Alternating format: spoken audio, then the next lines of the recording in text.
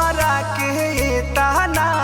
प्रमोद प्रेमी Yadav sad king के बादशाह भैया गाना लाजवाब इतना बेहतरीन एगो भोजपुरी इंडस्ट्री में गा दिल कि भैया ई गाना वहाँ बहुत ही तेजी से अपन दम देखावता।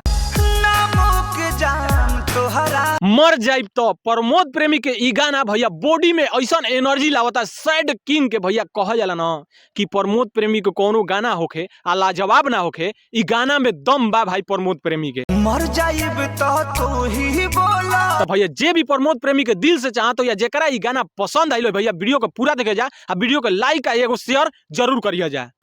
तोहरे उम्मीद लेके भोजपुरी इंडस्ट्री में सैड किंग के बादशाह नीलकमल सिंह साइलेंट स्टार के कहल जाला, लेकिन प्रमोद प्रेमी के मर जाइब तो ई गाना इहे सोच के ना नमर। गाना सैड ओइसन होके के चाहिए भैया कि शरीर में ऊर्जा भर दे आ दिल के गनगना दे आ फील आ जाए गाना सुनला के बाद। प्रमोद प्रेमी के ई गाना में इहे दिख। कबो तो गलती से तो भोजपुरी इंडस्ट्री में बड़े बड़े कलाकार तो सैड गाना गाते हैं, भोजपुरी गाते हैं, देवी गीत गाते हैं, छठ गीत गाते हैं, लेकिन सैड गाना में प्रमोद प्रेमी अपन महंत हासिल कैले बन ई गाना से। हमारा के ताना।